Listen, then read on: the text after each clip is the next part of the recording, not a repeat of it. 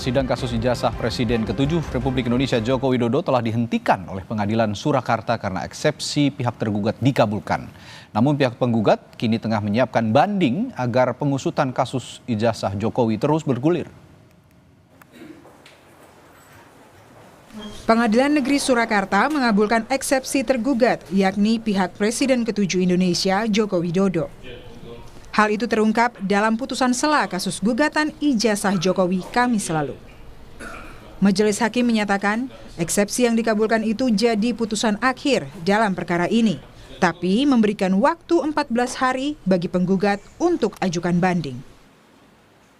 Jadi untuk perkara nomor 99 ya, antara Dr. Muhammad Taufik melawan Insinyur Joko Widodo dan kawan-kawan, kemarin acaranya adalah putusan sela. Jadi putusan sela itu adalah untuk memutus mengenai adanya eksepsi atau keberatan tentang kewenangan mengadili. Jadi di dalam putusan sela itu kita baca bahwa pengadilan mengabulkan eksepsi tentang kewenangan mengadili secara absolut tersebut, yang pada pokoknya menyatakan Pengadilan Negeri Surakarta tidak berwenang mengadili perkara itu. Sehingga dengan adanya putusan sela itu, akhirnya putusan itu menjadi putusan akhir yang mengakhiri perkara nomor 99 ini di Pengadilan Negeri Surakarta. Penggugat ijazah Jokowi Muhammad Taufik kecewa karena Pengadilan Negeri Surakarta menggugurkan gugatan perdatanya. Tetapi ia memastikan banding akan diajukan ke Pengadilan Tinggi Jawa Tengah Senin pekan depan. Kemungkinan besar saya ajukannya hari Senin. Prosedur banding itu kan 14 hari. Jadi kami masih memiliki waktu dari kemarin sampai 14 hari. Itu hitungannya hari kerja, artinya Sabtu Minggu tidak dihitung. Prosedurnya saya harus membuat surat kuasa dulu. Harapan dengan banding, masa sih ijazah itu sampai kiamat tidak muncul begitu loh. Sebelumnya, kuasa hukum Jokowi YB Irfan bilang, Majelis Hakim mengabulkan eksepsi, terutama soal kompetensi absolut dari para tergugat. Dengan demikian, PN Surakarta tak dapat melanjutkan sidang kecuali jika penggugat mengambil langkah banding. Dengan adanya putusan sela oleh Majelis Hakim pemeriksaan perkara di dalam amarnya mengabulkan eksepsi kompetensi absolut para tergugat, maka berakhirlah sudah perkara tersebut untuk tidak berlanjut dalam pemeriksaan pokok perkara. Nah, kecuali banding. Sesuai undang-undang, punya waktu 14 hari sampai tanggal 24 7 Juli untuk mengajukan banding. Di sisi lain, penggugat ijazah Jokowi juga menyiapkan langkah lain, yakni gugatan baru ke instansi yang mengeluarkan ijazah, Universitas Gadjah Mada. Tim Liputan, Kompas TV. Dan kita bahas rencana penggugat ijazah Presiden ke-7 Republik Indonesia Joko Widodo yang ajukan banding pasca Pengadilan Negeri Surakarta menghentikan persidangan setelah eksepsi tergugat dikabulkan bersama Muhammad Taufik, penggugat ijazah Jokowi. Lalu juga ada kuasa hukum Jokowi YB Irfan dan pakar hukum perdata Fakultas Hukum Universitas 11 Maret Adi Sulistiono. Selamat malam Bapak-bapak. Selamat malam. Selamat malam, baik. Mas Radi. Baik, terima kasih sudah menyelongkan waktu sebentar ini. Pak Taufik ya. Kan tahu ini eksepsinya sudah dikabulkan dan sidangnya dihentikan. Tapi Pak Taufik bilang akan banding, siap untuk banding. Kira-kira apa yang disiapkan untuk banding pekan depan? Ya, alasan kita banding karena yang pertama putusan itu tidak menyebut bahwa kami tidak memiliki legal standing. Artinya kami sah memiliki legal standing. Kemudian yang kedua, substansi dari putusan itu belum menyentuh tentang pokok perkara. Padahal dari awal kami mengatakan kami menginginkan ijazah itu hadir supaya tercerahkan dan selesai semuanya.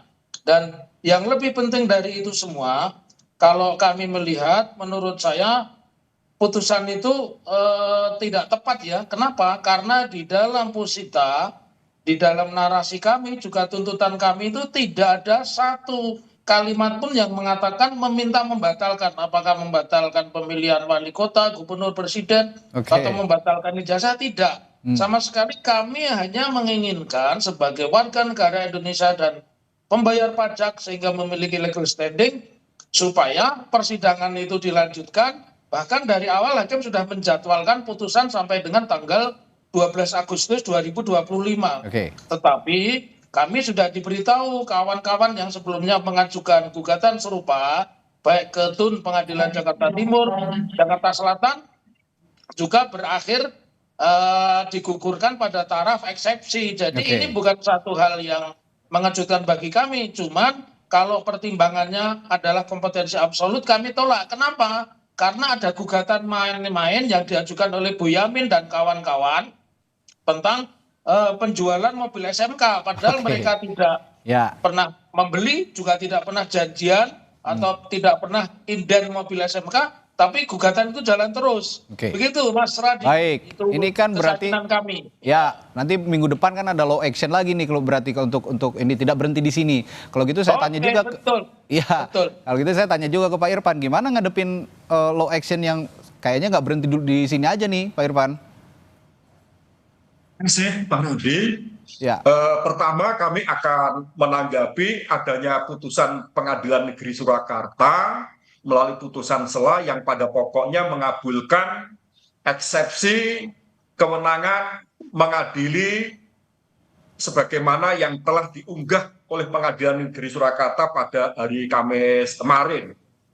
Nah, kalau kita perhatikan dalam pokok gugatan tersebut bahwa Pak Taufik sebagai penggugat ini kan menduga bahwa Pak Jokowi ketika mencalonkan diri sebagai wali kota Surakarta, gubernur DKI Jakarta, dan sebagai Presiden Republik Indonesia ini menggunakan ijazah palsu kan demikian.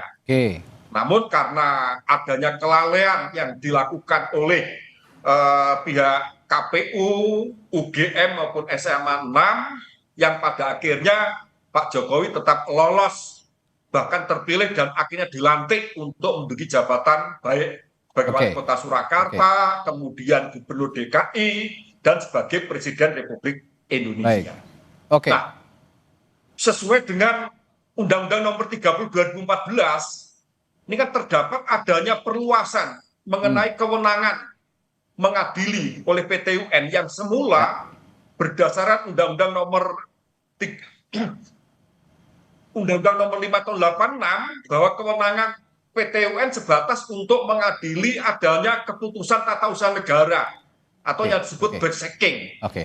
Namun dengan adanya Undang-Undang Nomor 30 2014, maka kewenangan PT UN tidak sebatas untuk mengadili bersaking yang diterbitkan oleh pejabat tata usaha negara, akan tetapi memiliki kewenangan pula untuk mengadili pelanggaran hukum yang dilakukan oleh pejabat yang lazimnya dikenal perbuatan melawan hukum oleh penguasa atau unrehmatic operator. Ya, ini kan jatuhnya sebenarnya perdata kalau begitu jadinya. Makanya kalau setelah jeda nanti saya akan gali lebih dalam juga ke perspektif perdatanya kepada Pak Adi Sulistiono sebagai pakar hukum perdata. Bagaimana perspektif hukum dari Pak Adi soal keputusan PN Surakarta ini untuk mengabulkan eksepsi kompetensi absolut dan menyatakan tidak berwenang. Apakah ini sudah sesuai dengan hukum acara perdata atau tidak? Sesaat lagi di Sapa Indonesia Malam, tetaplah bersama kami.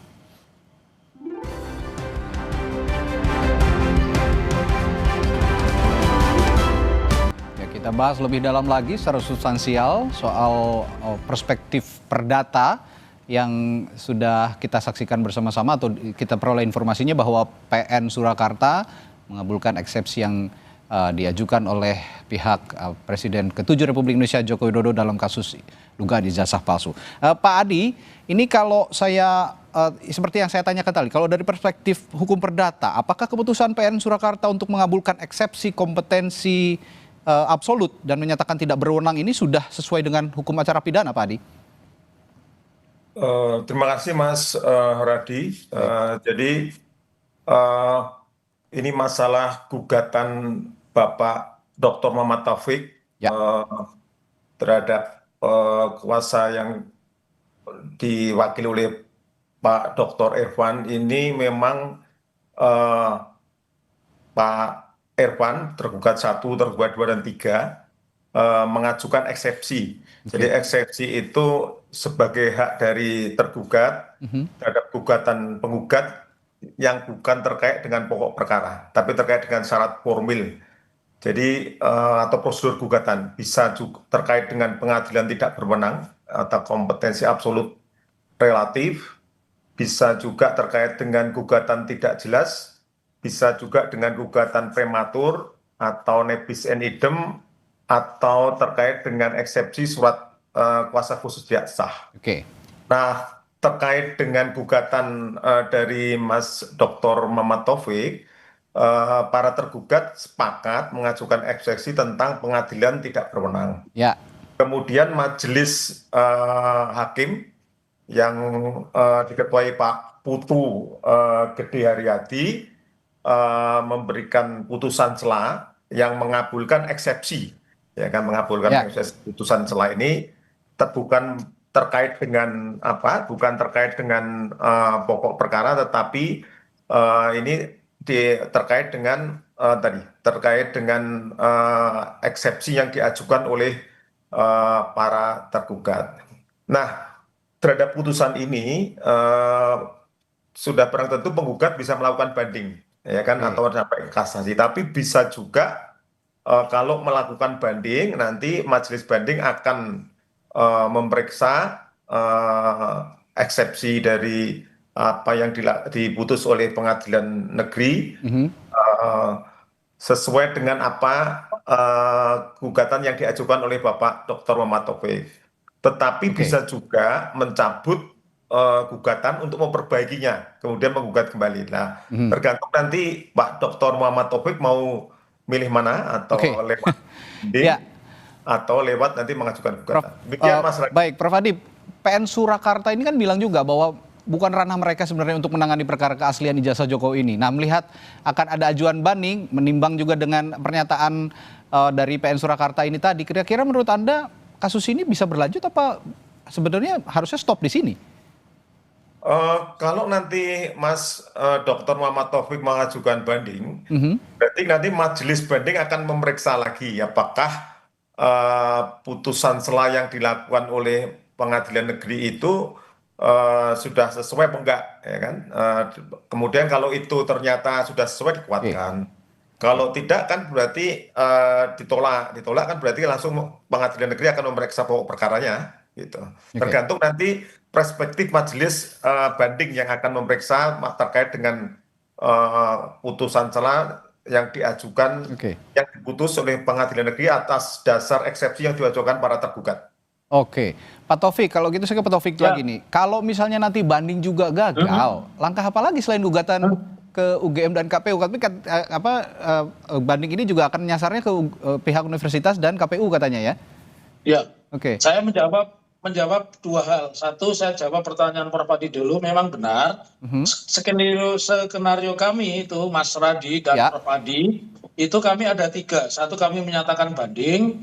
Yang kedua, kami memperbaiki gugatan, tetapi dengan subjek dan objek yang berbeda. Yang ketiga, ini yang menarik ini, kami akan mengajukan apa yang disebut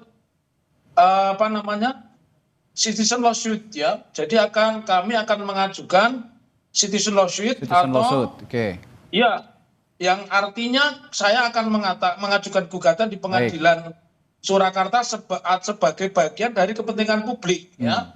Ya, citizen lawsuit ini dimaksudkan untuk melindungi semua warga negara. Jadi skenario kami itu ada tiga, dan yang ketiga kemungkinan kami akan menggandeng mereka yang dulu pernah mengajukan gugatan di dalam kasus Blok Cepu, yaitu dosen Fakultas Hukum Universitas Islam Indonesia. Baik, kami tangkap. Begitu, Mas Radi. Baik, kami tangkap. Terakhir saya ke Pak Irfan. Pak Irfan, kalau gitu melihat tadi pernyataan Pak sebelumnya ingin ada citizen lawsuit, apa yang Anda ingin tanggapi soal ini? Singkat saja, Pak. Sebelum saya masuk pada gugatan CLS yang sementara ini masih dalam bentuk wacana, saya perlu menanggapi terlebih dahulu apa yang telah dikemukakan oleh sahabat saya, Bapak Dr. Muhammad Taufik, bahwa berkaitan dengan putusan nomor 99 tentang gugatan adanya dugaan ijazah palsu oleh Pak Jokowi dengan gugatan mengenai wan prestasi mobil SMK karena tidak bisa diproduksi sebagai kita fokus ke ijazah dulu nih Pak. Oleh putranya Pak Boyamin itu suatu perihal gugatan yang berbeda. Jadi perihal gugatan yang diajukan oleh Bapak Dr. Muhammad Taufik ini adalah gugatan mengenai PMH atau perbuatan melawan hukum, sedangkan gugatan yang diajukan oleh putranya Bapak Boyamin ini adalah mengenai prestasi. Baik. Sehingga saya garis bawahi tidak adanya suatu disparitas. Ya, ini masih ada berkenaan dengan wacana untuk mengajukan gugatan CLS, tentu mohon dipersingkat Pak ya, belum bisa memberikan suatu pendapat yang lebih mendalam karena hal itu belum diformulasikan di dalam gugatan dan juga belum didaftarkan, sehingga tidak tepat apabila suatu hal yang masih dalam bentuk wacana kami memberikan suatu tanggapan. Ya, kami tangkap. Begitu Mas Prabi. Baik Pak Irfan, ini sepertinya ya masih ada 1 pekan ke depan, ada tadi atau citizen lawsuit, ada law action yang baru. Kita akan nantikan juga bareng-bareng kalau memang ini bisa berlanjut, ya pasti publik juga akan terus menyoroti kasus ini. Terima kasih Bapak telah bergabung di Sapa Indonesia Malam hari ini. Sehat selalu, selamat malam. Selamat malam.